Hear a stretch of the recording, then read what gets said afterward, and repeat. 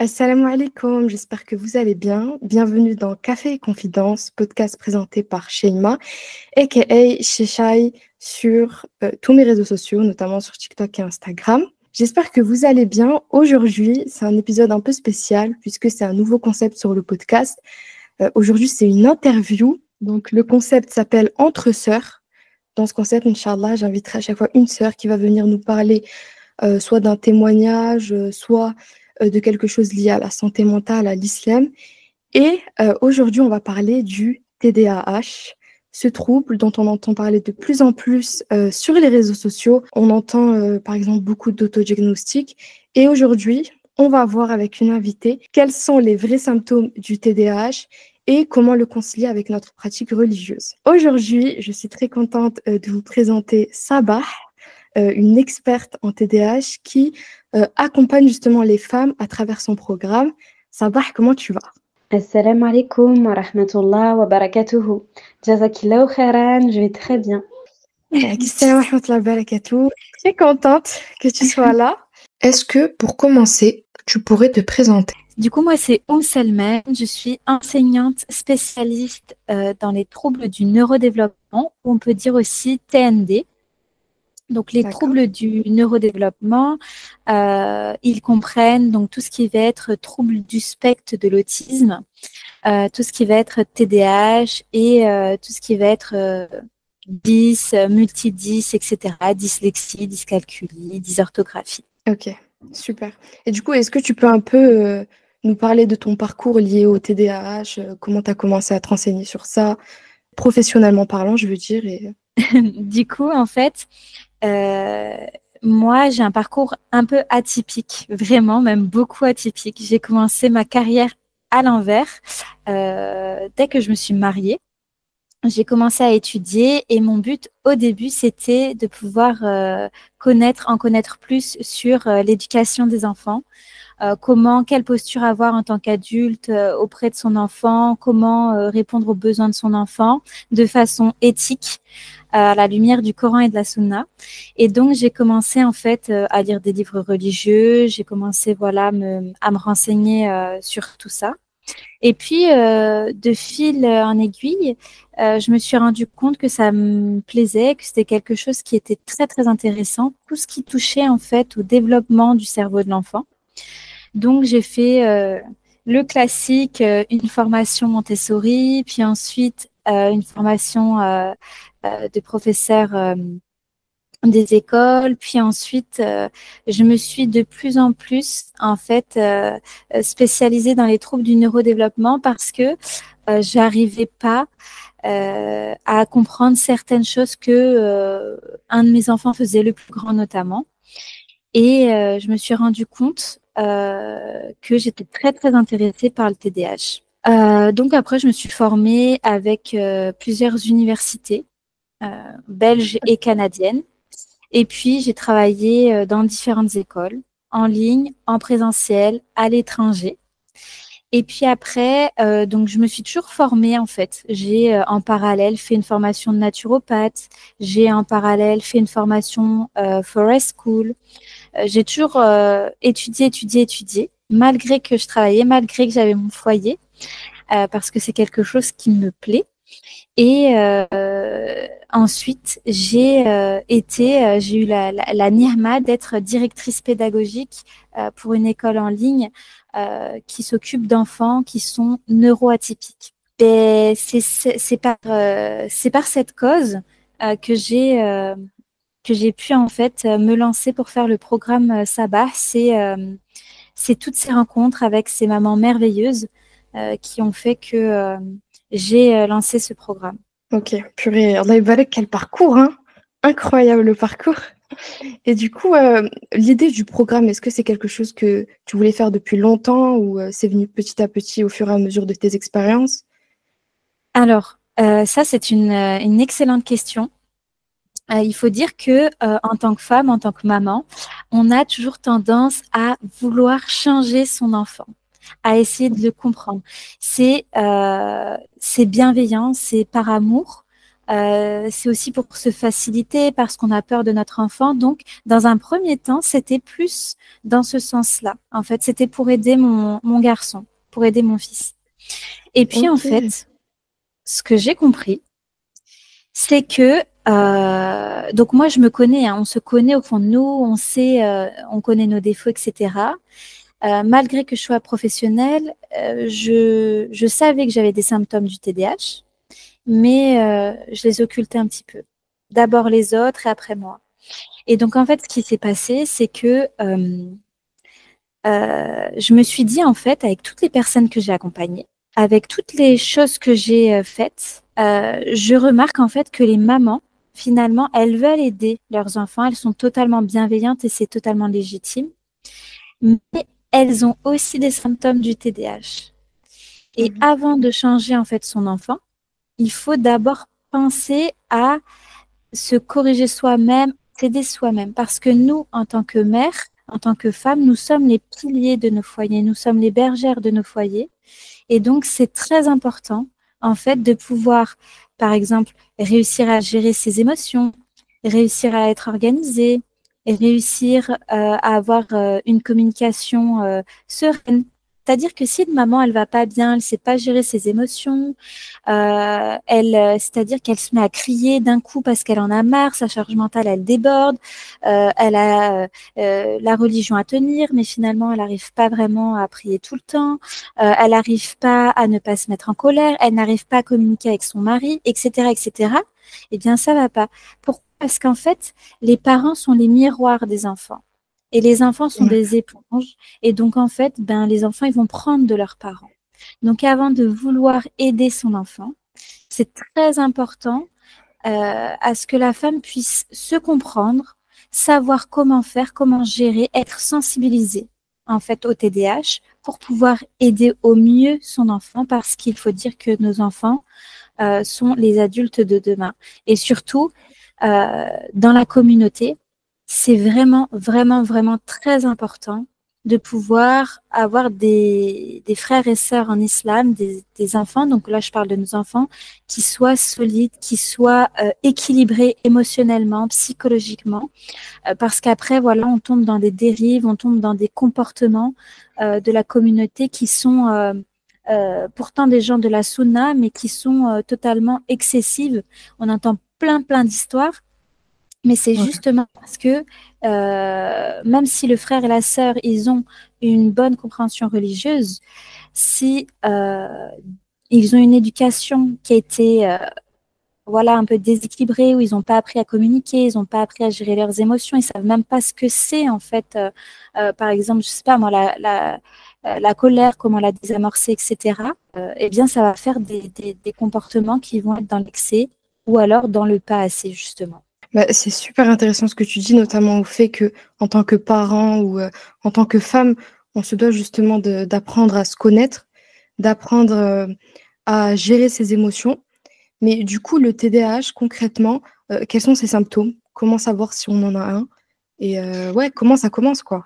Alors en fait, le TDAH, bien souvent, il apparaît pendant l'enfance. En Ok. général, c'est ce que tu vas écouter, c'est ce que tu vas lire. Sauf que chez la femme, c'est particulier. On en revient toujours à ce phénomène de société où la femme, voilà, elle doit toujours faire attention à ce qu'elle dit, à ce qu'elle fait, etc. Et puis, il faut dire que le TDAH chez le garçon et chez la fille, il peut se manifester différemment. Donc, le TDAH, en fait, ça veut dire trouble déficit de l'attention avec ou sans hyperactivité. OK?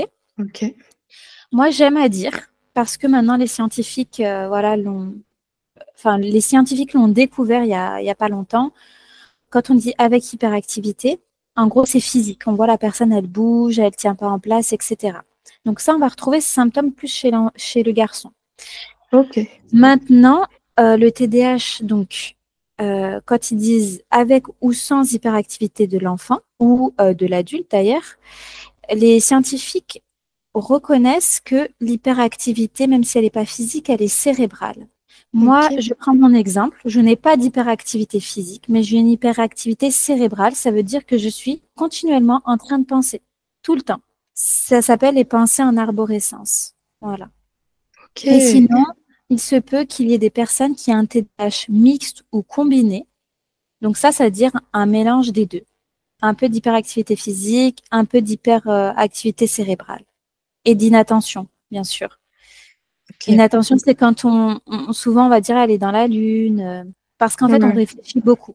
Voilà. Ok. Parce que c'est vrai qu'il y a cette idée de une personne qui a un TDAH, c'est une personne qui bouge tout le temps, qui fait beaucoup de choses, qui est tout le temps en action, mais du coup, c'est pas forcément le cas. Ça dépend des personnes. Alors en fait, c'est ce que je disais tout à l'heure, enfin ce que j'avais commencé à dire, c'est un peu Mhm. éparpillé. Ouais. C'est un des symptômes du TDAH d'ailleurs. Et donc en fait, ce que je disais, c'est que donc il existe 3 types de TDAH. Donc TDAH avec hyperactivité physique, impulsivité, TDAH avec inattention, mais quand même on a une hyperactivité cérébrale, et TDAH mixte ou combiné avec un peu des deux. Voilà. Tout à Ok. l'heure aussi, je disais que le TDAH, en fait, il apparaît généralement pendant l'enfance, et c'est ce que les professionnels de santé ils vont dire.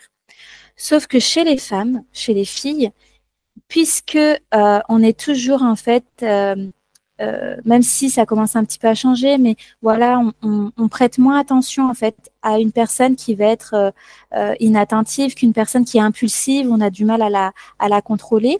Une personne qui est inattentive, bon, elle est calme, donc voilà, même si elle est un petit peu dans la lune, on va pas forcément faire attention. Donc très Ouais. souvent, le diagnostic chez l'enfant fille, chez la fille, voilà, il va être mis à la trappe, à part si elle a une impulsivité, une hyperactivité physique, ce qui est quand même plus rare. Et après, moi, j'ai plein d'accompagnés, de sœurs qui viennent me voir, qui me disent, mais j'ai découvert que j'avais des symptômes en me mariant, en commençant les études à l'université, en habitant toute seule, etc., etc. Et en fait, ça ne m'étonne pas parce que le fait de ne plus avoir de cadre où on va dicter à la personne, par exemple, je vais prendre l'exemple, je vais prendre l'exemple de l'école. L'école, on a un emploi du temps. À 8 heures, on va en cours de français. À 10 heures, il y a la pause. À 11 heures, on finit ses cours. À 14 heures, on reprend en ASVT. On a les devoirs pour le lendemain, etc. Ça nous Ouais. pose un cadre. Eh Ouais. bien, en fait, la personne, elle a juste à suivre finalement, à suivre le rythme. Maman, elle va me lever, papa, il va me lever, maman, elle va me venir me chercher à l'école. De toute façon, j'ai oublié ça, maman, elle va me ramener ma veste, etc., etc. Donc, en fait, on est un petit peu dans notre bulle.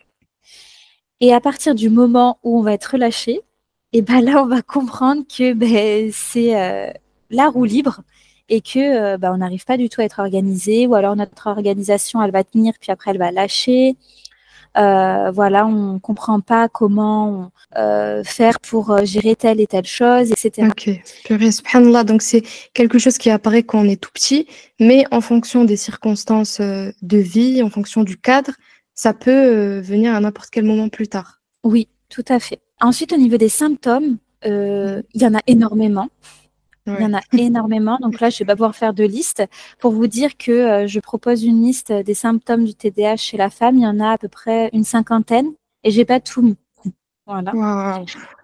Purée. Et en plus de ça, on n'est pas obligé de tout avoir, de tout cocher. Parce qu'il y Mhm. a des degrés aussi dans le TDAH, Ah, TDAH ok. léger, modéré ou sévère. Voilà, ça dépend. Il faut aussi savoir que le TDAH, enfin, les symptômes du TDAH peuvent être accentués, soit lorsqu'on a un mal occulte, par exemple, Mhm. ou Ok. soit quand il nous arrive quelque chose de grave qui nous perturbe. On se sent totalement perdu. On peut vite ne plus pouvoir bah, faire des tâches quotidiennes. Moi, par exemple, ça m'est déjà arrivé euh, où, euh, voilà, il m'est arrivé une épreuve très difficile. Et puis, ben, j'ai pas réussi à travailler sur mon business pendant 2 semaines, par exemple. Ouais, ok. S'il y a une épreuve, un moment difficile ou un traumatisme, ça peut empirer l'état. Tout à Ouais. fait. On appelle ça en général la procrastination, mais dans mon jargon à moi, j'appelle ça la paralysie de l'action. Au niveau des symptômes, donc on va, comme j'ai dit tout à l'heure, il y a une liste infinie de symptômes. Mais je vais vous dire en gros les grandes lignes. Donc les femmes, elles ont un problème avec l'organisation. Donc, soit elles sont surorganisées, c'est carré au millimètre près. Il faut que tout le foyer soit accommodé à ça, parce que sinon ça chauffe. Ou alors, au contraire, c'est la roue libre. Il n'y a pas d'organisation et il n'y a pas de routine. Tout est fait un peu comme ça, voilà. Ok, c'est les extrêmes, quoi. Exactement. Au niveau des émotions, il y a une difficulté dans la gestion émotionnelle. Vraiment au niveau de la colère, au niveau même de la tristesse, parfois de la joie aussi. Voilà, c'est un peu difficile de canaliser ses émotions. Ensuite, on va aussi avoir le fait que la personne elle a une très mauvaise estime d'elle-même. Euh, Très souvent, quand je prends des sœurs en accompagnement, elles ont moins de zéro d'estime d'elles-mêmes, c'est-à-dire qu'elles partent vraiment du sous-sol, parce qu'en fait, voilà, toute leur vie, voilà, on leur a rabâché certaines choses, donc c'est très difficile. Elles ont très très peu d'estime d'elles-mêmes, voire quasi pas. Bah voilà, il va y avoir tout ce qui est éparpillement. Ouais. Est-ce que, par exemple, il y a des soucis par rapport à la mémoire, des pertes de mémoire ou Tout à fait, tout à fait. Mhm. La mémoire. Euh, En fait, c'est la mémoire à court terme qui pose un problème. C'est-à-dire que, par exemple, vous allez chercher partout vos clés, vous allez chercher partout votre téléphone, vos lunettes. Ouais. Ou alors, chez la femme, on va aussi retrouver tout ce qui va être parfois achat compulsif. Vous allez avoir une pile de carnets, vous allez aller à Action et vous allez faire des emplettes, alors que vous n'avez pas forcément besoin. Ouais. Ça peut être comme ça aussi. Je voulais aussi ajouter qu'en fait, vous avez le TDAH, vous imaginez une sorte de rond, et tout autour de ce rond, vous pouvez en fait avoir des troubles en comorbidité. Comorbidité, ça veut dire qu'avec le TDAH, s'il n'est pas pris en charge, vous allez développer en fait, par exemple, des troubles du comportement alimentaire, une hypersensibilité accrue. Vous allez pouvoir développer des addictions. Alors, quand je parle d'addiction, oui, ça peut être cocaïne, drogue, voilà, cigarettes, etc., alcool, alors mousta'an, mais ça peut être aussi donc sucre, adrénaline, c'est-à-dire se mettre en danger, faire des choses qui sont osées, pour avoir justement le cœur qui bat vite, etc. Parce qu'en fait, quand on a un TDAH, on a un problème avec la dopamine, on a tout le temps besoin d'avoir cette hormone-là produite euh, très souvent pour pouvoir en fait se sentir bien. Donc avec le TDAH aussi, parfois on peut avoir un trouble du spectre de l'autisme et être TDAH. On peut avoir un haut potentiel intellectuel, donc HPI, et être TDAH. Voilà, en fait, bien souvent, le TDAH, il est relié avec d'autres troubles comme TDAH et 10. Voilà. Ok, d'accord. Et du coup, on est d'accord que par rapport à ce qui se passe sur les réseaux, on voit qu'il y a de plus en plus de personnes qui s'auto-diagnostiquent. Euh, on est d'accord qu'il y a une réelle différence entre juste avoir des difficultés à se concentrer ou un petit problème d'attention et être TDAH. Alors oui, effectivement, c'est pas la même chose. Une personne qui a un TDAH, elle souffre réellement. C'est très difficile pour elle de gérer son quotidien. Elle se comprend pas. Elle a l'impression d'être nulle. Très souvent, il y a une dépression, il y a un trouble anxieux qui se développe. On rentre vraiment. Moi, j'ai eu le cas aussi d'un de mes élèves qui ne savait pas ce qu'il avait. C'était un petit garçon et il y allait. Il avait des pensées suicidaires, bien que ses parents soient sur la voie du Coran et de la Sunna. À travers ce petit garçon-là, ça m'a vraiment. J'ai vraiment été très très touchée parce que on voyait en fait que il essayait chaque jour en fait il essayait de comprendre qui il était et en fait le jour où on a posé le diagnostic, ben il s'est dit en fait je suis pas bizarre, je suis pas étrange, je Ouais. j'ai un trouble voilà c'est j'ai un TDAH donc Ouais, il est en enfin train de trouver la raison à tout ça, quoi. voilà exactement. Alors après par contre Ce que je conseille aussi à mes sœurs, c'est la première chose, c'est tout le temps, c'est donc tu coches toute la liste des symptômes. Il y a beaucoup de sœurs, il y en a vraiment beaucoup qui cochent tout. La première chose que je leur demande, c'est est-ce que tu pries sans c'est pas pour rentrer dans l'intimité de la sœur, voilà, ou la juger ou quoi que ce soit, parce que Ouais. on n'est pas à l'abri de quoi que ce soit, mais c'est vraiment en fait pour comprendre religieusement où est-ce qu'elle en est et est-ce que tu as déjà fait ruqya? Parce que très souvent en fait, les symptômes de mal occulte sont les mêmes que ceux du TDAH. Perte de Ok. mémoire, mauvaise estime de soi, difficulté de communication. On va avoir aussi désorganisation, éparpillement, paralysie de l'action. Voilà, on va avoir beaucoup de symptômes qui sont similaires. Et ça m'est arrivé plusieurs fois qu'une sœur m'a dit en fait, tu avais raison, j'ai un mal occulte. Waouh, subhanallah, c'est fou. Oui, subhanallah. Ok, d'accord. Donc, il faut aussi essayer de faire la différence entre les deux parce que ça se ressemble beaucoup. Tout à fait.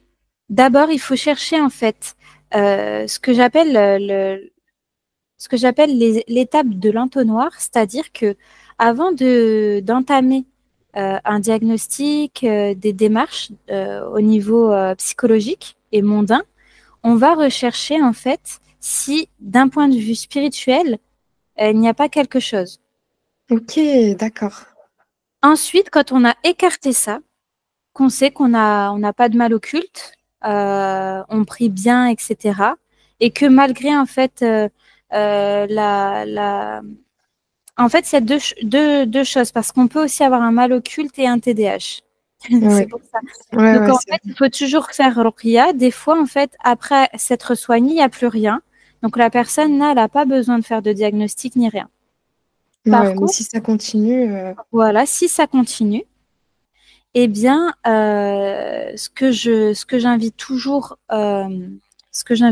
mes sœurs à faire, c'est d'être accompagnées, diagnostiquées, accompagnées, et de poursuivre en fait, de poursuivre la médecine prophétique avec la ruqya et d'autres remèdes. Alors pour le diagnostic médical, il va falloir se tourner quand on est adulte. Je parle de quand on est adulte parce que quand on est enfant, c'est différent. Donc, quand on est adulte, soit vers une neuropsychologue ou soit vers une psychiatre. Après, si vous avez la possibilité, vous pouvez faire un bilan psychologique du TDAH. Je dis bien psychologique et pas neuropsychologique, mais psychologique auprès d'une psychologue qui est auprès d'une psychologue pardon qui est formée au TDAH. Puis après, quand après vous avez le bilan de cette psychologue, il faudra le faire valider par une psychiatre ou une neuropsychologue. ok, super, merci pour ces informations. Maintenant qu'on sait un peu plus ce qu'est le TDAH concrètement, on va un peu plus parler de ton expérience personnelle. Toi, comment tu as découvert que justement tu étais TDAH et est-ce que ça a changé quelque chose à ta vie justement de découvrir ça? Alors, moi, comment en fait? Donc, comme je vous l'ai dit tout à l'heure, je travaillais dans une école en ligne pour les enfants neuroatypiques. Ouais. Et donc, j'avais beaucoup de responsabilités. J'ai beaucoup aimé mon travail, j'ai beaucoup aimé les parents, mes collègues, etc. J'ai beaucoup aimé travailler avec eux, j'ai trop aimé ce projet-là. Mais au bout d'un moment, j'ai accumulé une certaine fatigue et beaucoup trop de responsabilités, donc j'ai fait un burn-out. Ok. Et en fait, à la suite de ce burn-out, j'avais vraiment du mal à m'en remettre et je me disais, mais c'est pas possible, j'ai étudié, je connais telle et telle chose. Au fond, moi, je savais que j'avais plein de symptômes du TDAH, mais je voulais d'abord être là pour les autres. Voilà. Et donc, je me suis dit, vu que je me sentais vraiment très mal, je me sentais pas bien, je me sentais nulle en fait, je me suis dit, allez, il faut que je me fasse diagnostiquer. Et donc là, j'ai fait le diagnostic et c'en est conclu que j'étais TDAH avec un haut potentiel intellectuel et je dirais même un haut potentiel émotionnel. Alors pour l'instant, c'est pas reconnu par le corps médical, haut potentiel émotionnel, mais comme je sais pas comment je peux expliquer, mais j'ai une hypersensibilité qui me permet vraiment de comprendre une personne quand, par exemple, elle va pas bien, mais sans qu'elle ne dise qu'elle va pas bien. Ok, tu le Et ressens. voilà, j'ai toujours un temps d'avance sur la réflexion ou sur ce qui, je sais pas comment expliquer ça, voilà. Mais je ressens beaucoup les choses et je suis très observatrice. Je suis très empathique. Ça veut dire que si toi, tu as mal, j'ai mal. Mhm. Voilà, Est-ce que du coup, on peut dire que c'est relié à l'intelligence émotionnelle ou pas du tout? tout à fait. En fait, quand on a un TDAH, eh ben, on a une intelligence émotionnelle qui est développée. Mhm. En général, voilà, on est très empathique, on est très soucieux de l'autre, on va toujours faire attention. Voilà, ça va être très, très important, très compréhensif, très arrangeant. Mais par contre, très paradoxalement, ils peuvent te shadowban direct. C'est-à-dire que ils Ok, peuvent t'aimer, te donner tout leur amour, être très compatissants et tout. Et du jour au lendemain, ils peuvent s'éloigner de toi comme ça. c'est super intéressant. Mais pour une raison particulière. Oui, oui, oui, pour une raison particulière. Parce qu'ils n'auront pas aimé quelque chose, ou il y a vraiment Oui, quelque oui. chose qui... Ouais. l'injustice, l'injustice, ça peut te mettre... Ça met en pétard, ça. L'injustice, Ouais. c'est quelque chose qui est complètement difficile à accepter. En fait, il y a deux teams dans les TDAH. Il y a celles qui disent rien, qui somatisent, en fait, un peu comme moi, ou quand j'étais plus petite, je somatisais. Voilà. Ok. Où je disais rien, j'avalais mes émotions, etc. Parce que j'avais pas appris à communiquer. Et ben, j'ai été très malade. J'ai eu un cancer à l'âge de 20 ans, quoi. Ouais. Et les docteurs n'ont jamais su pourquoi, comment. Ils étaient tous choqués. J'ai vu des professeurs, etc. C'était vraiment Purée, parce subhanallah. que j'ai toujours accumulé, accumulé. Je ne savais pas communiquer. J'avais peur de mal dire, de mal faire, de blesser, etc. Et après, tu as ceux qui sont impulsifs, qui vont te dire les choses cash, Mm. qui vont pas mâcher leurs mots, qui vont être très piquants, très tranchants dans ce qu'ils vont dire, qui vont pas prendre de pincettes. Mais parce que c'est pareil, ils n'ont pas appris à communiquer, à échanger en fait. Et du coup, il faut que ça sorte et en fait, ça sort un peu enfin, ça sort brutalement, quoi. Ok, d'accord. Donc, en gros, il n'y a pas d'entre-deux, si on résume. Il n'y a pas de matière grise, non. C'est soit noir, Ok, soit blanc. ok. Et du coup, par rapport à ton TDAH, quand tu t'es fait diagnostiquer et que du coup que tu as su que tu étais TDAH et en plus de ça HPI, est-ce que ça a changé quelque chose à ta vie? Est-ce que tu étais plus apaisée peut-être de, de Ben, en connaître la fait, raison de... alors moi, je me suis sentie, c'est comme s'il y avait un poids qui s'enlevait de mes épaules. Hmm, ouais. Où je me suis dit, en fait, je suis pas débile, je suis pas niaise, je suis pas tête en l'air. Enfin, je suis pas toutes les étiquettes qu'on avait pu me coller Ouais. auparavant. J'ai Je l'impression que suis, c'est surtout pendant l'école, non? Pendant la phase, les phases scolaires, non? Parce que j'ai l'impression que le système, il n'est pas trop adapté, par exemple, au TDAH, le fait de devoir rester sur une chaise, écouter un cours pendant des heures. alors en fait, quand on est une fille, on essaie toujours de compenser en fait. Vraiment, Ouais. surtout quand on a une inattention, on essaye toujours de compenser. On fait l'effort, on fait l'effort, on fait l'effort. Mais après, en fait, en rentrant à la maison, voilà, ça peut être catastrophique. On va pas avoir envie de faire ses devoirs. On va avoir du temps, mettre du temps à intégrer certaines choses, comme par exemple moi les poésies. Ouais. Je me souviens, c'était très agaçant pour bah, ma famille de me les faire apprendre parce que je n'arrivais pas à retenir. Parce que ma mémoire à court terme, elle était défaillante, quoi. Et donc, Ok. du coup, c'était un cauchemar. C'était compliqué. Euh, Voilà, des fois, je faisais pas mes devoirs. Des fois, je copiais beaucoup aussi sur mes camarades. J'ai ce souvenir-là où, en fait, vu que j'arrivais pas à entendre des consignes et qui se répétaient pas, les profs, Ouais, oh là là. eh ben, je copiais beaucoup sur mes camarades. Et du coup, ben, je me sentais nulle. Je me disais, mais en fait, c'est grave ce que je fais. Je suis obligée de copier, mais en même temps, si je copie pas, je vais avoir une mauvaise note. Et après, c'était très difficile, oui, la Ouais, période scolaire. Et après aussi, quand on se marie aussi, c'est quelque chose parce qu'en fait, on s'aperçoit qu'on n'est pas organisé.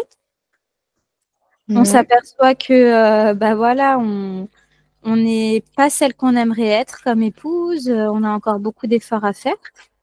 Et du coup, ben, ça fait mal. Ça a un impact vraiment sur l'estime de soi. Ok. Purée, subhanallah. Donc ça peut impacter un peu tous les domaines de la vie. Toi, si tu peux le dire, personnellement, c'est quoi le plus grand défi que tu as dû surmonter en tant que femme, mère aussi, Allah ybarak, et entrepreneuse atteinte du TDAH? Alors moi, vraiment, mon plus grand défi, ça a été vraiment, vraiment le plus grand, c'est qu'en fait, je donne trop. Je suis dans le trop, en fait. Dans Mm. le, émotionnellement, c'était dans le trop. Maintenant, j'ai réussi à réguler ça, alhamdoulilah. Je suis toujours aussi Alhamdulillah. gentille qu'avant, mais j'arrive à mettre un cadre, chose que Ouais, je ne très faisais pas important. auparavant. Oui, c'est très, Mm. très important parce que sinon, l'être humain est comme ça. On vous prend, on vous prend, on vous prend. Et puis après, en fait, vous êtes déçus parce qu'on vous jette quand on n'a plus besoin de vous. C'est comme ça. Et alhamdulillah, on a cette nihma d'être musulman, donc on s'en remet à Allah. Mais c'est Ouais. vraiment très difficile. Parce qu'en fait, on a l'impression d'être un déchet, quoi. Et du coup, comment tu as fait justement pour réguler ça, le fait d'être trop gentil, on va dire? Mais en gros, ce que j'ai fait, c'est que je me suis rapprochée d'Allah parce Mhm. que j'ai vraiment compris que c'était lui le seul et l'unique. Voilà. Ouais. Et qu'il n'y avait que lui qui pouvait en fait m'aider dans cette mission-là de grandir, d'être mature. En fait, je savais qu'il fallait pas que j'ai la validation des autres, etc., etc. Mais vu que j'avais Ouais. grandi comme ça, c'était difficile de m'en détacher. Et donc, j'ai demandé à Allah qu'il me facilite. Et après, j'ai utilisé en fait tous les outils mondains que j'ai pu apprendre et mon expérience aussi professionnelle. Et puis, j'ai aussi fait une thérapie parce que, il faut le dire, en fait, on a beaucoup, beaucoup, beaucoup, beaucoup, surtout quand on est converti comme moi, parce que moi, je suis convertie, alhamdulillah, euh, on a on a un cheminement psychologique à soigner, en fait, tout simplement. Ouais. Donc c'est beaucoup plus profond que ça. Euh, et ouais, une thérapie, se rapprocher d'Allah subhanahu wa ta'ala.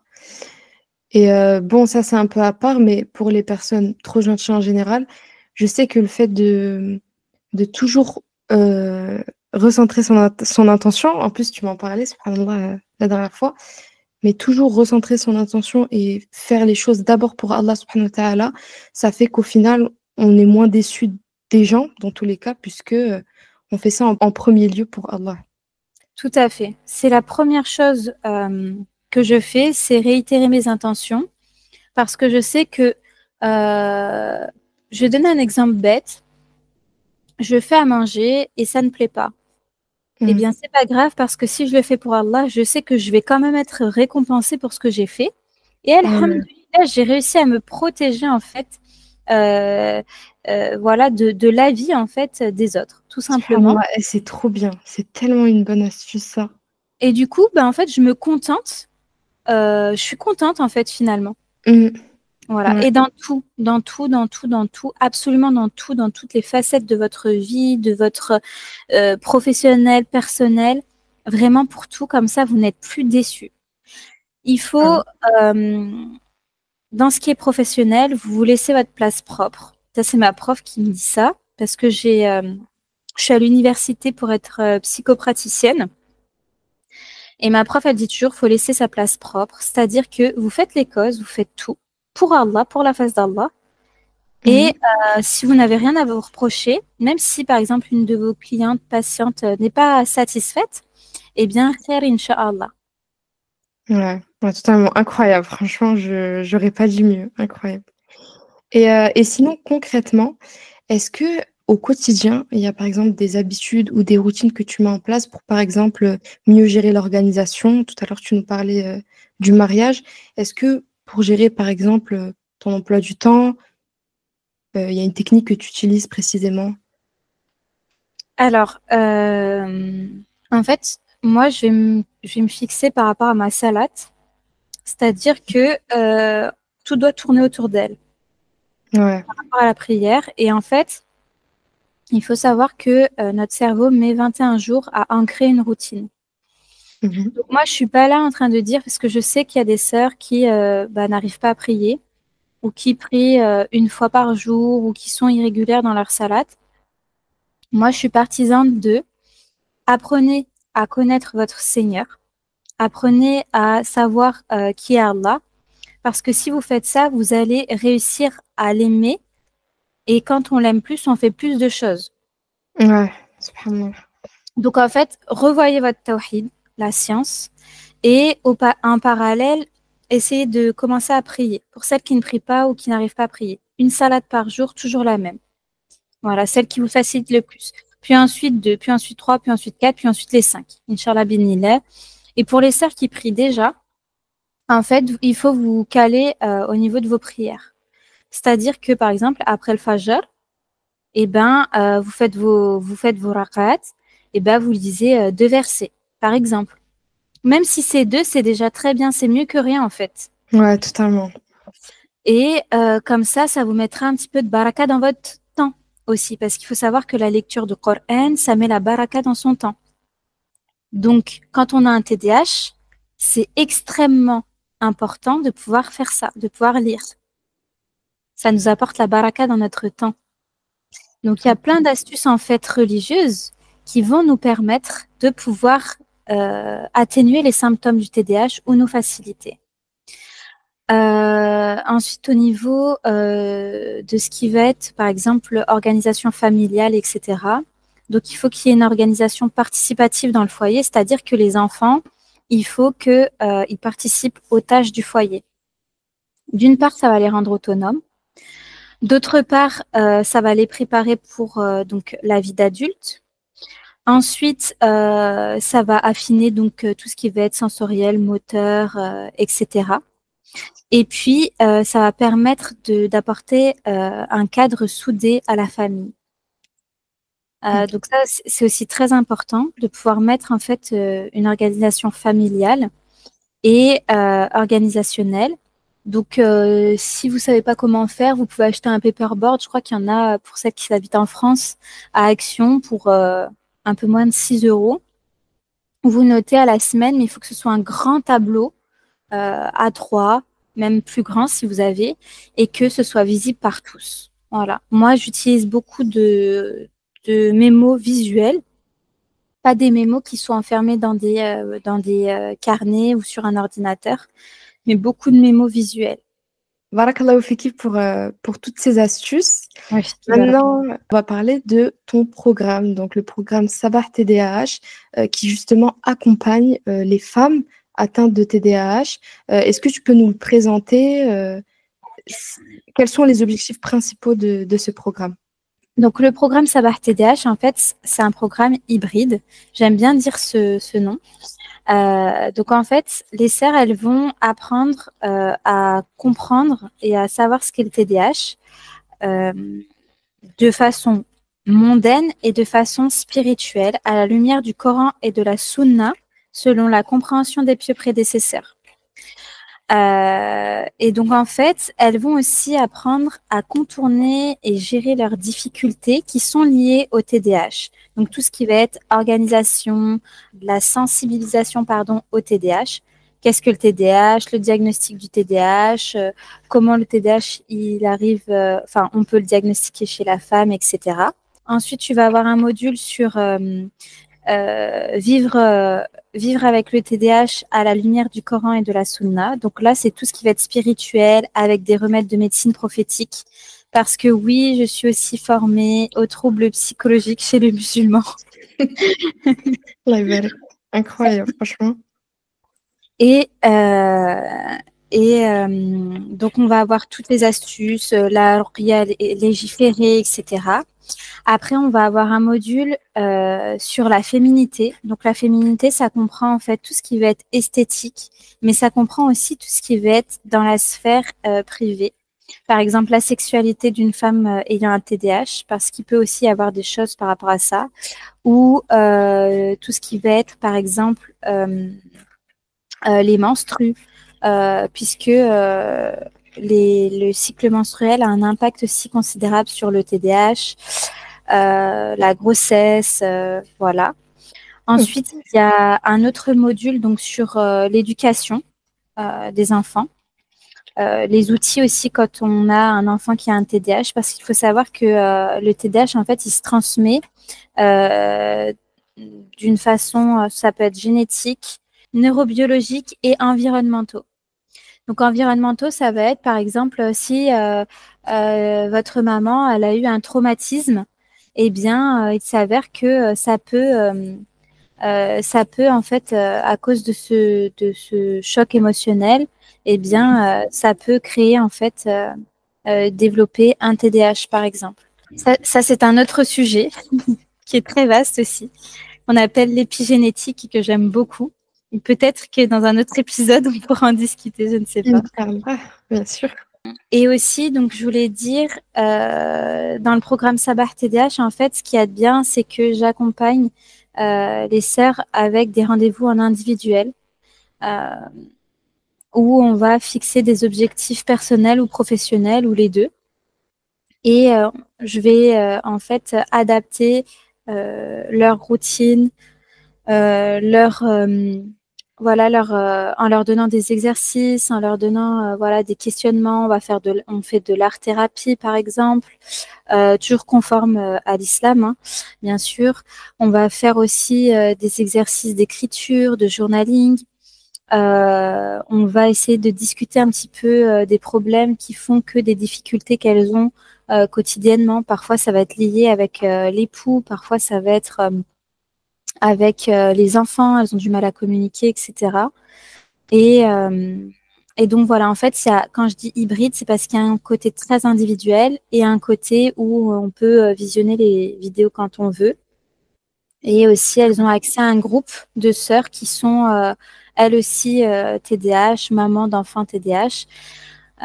Et donc, elles peuvent échanger sans se sentir stigmatisées parce que tout le monde est finalement pareil. C'est la safe place de Sabah TDAH. Dans le programme Sabah TDAH, il y a aussi des cafés virtuels. Donc, j'appelle ça café parce qu'en fait, c'est un moment où les sœurs, elles peuvent choisir déjà le thème sur lequel on va parler, par exemple. Ensuite, donc, je vais faire comme une sorte de masterclass. Puis à la fin, on a un temps d'échange, de discussion, etc., qui est hyper sympa. Voilà. Et elles ont accès au replay, etc. Incroyable, franchement. En plus, c'est tellement dans le thème du podcast, je viens de me rendre compte. Mais du coup, ouais, c'est un programme qui est ultra complet, qui est adaptable à chacune aussi. Donc, ouais, s'il y a des personnes atteintes de TDAH qui écoutent ce podcast, bah, n'hésitez pas à vous renseigner sur le programme de Sabah. On arrive bientôt à la fin de cet épisode. Avant ça, une dernière question pour toi. Quel message tu voudrais transmettre à toutes celles qui se reconnaissent justement dans ce que tu décris depuis le début de ce podcast, dans le TDAH? Qu'est-ce que tu voudrais leur dire? Alors, dans un premier temps, je voudrais dire que, en fait, si Allah il vous a donné toutes ces difficultés, c'est parce que vous êtes capable de les surmonter. Et que c'est certainement une expiation des péchés, une élévation en degrés et une place pour vous aussi pour entrer au paradis. Lorsqu'on a un TDAH, on a une intelligence émotionnelle développée et ça, c'est pas dit à tout le monde. Donc, c'est une vraie ni'ma. Que quand on a un TDAH, on peut faire de toutes nos difficultés une force. On rebondit toujours, on a une combativité qui est extraordinaire. Et je finirai aussi par dire à mes sœurs que il faut prendre soin de vous parce que vos enfants ne méritent pas d'avoir une version brisée de vous. Wow, magnifique. Magnifique. Merci beaucoup pour ces mots. Merci pour cet épisode. Franchement, c'était trop, trop intéressant. J'ai trop aimé. J'ai appris beaucoup de choses et je pense que les auditrices aussi. Où on peut te retrouver et comment rejoindre ton programme aussi si ça intéresse des personnes ici. Alors moi, on peut me retrouver donc sur Instagram et sur TikTok. Donc voilà, après vous avez tous les détails de mon programme en cliquant sur le lien dans ma bio Instagram. Ok, super. Ben, merci beaucoup Sabah. Barakallahu fiki, qu'Allah te récompense pour cet épisode de podcast. Merci de nous avoir écoutés. C'était Café et Confidence, podcast présenté par Sheima. Prenez soin de vous. Assalamu alaikum.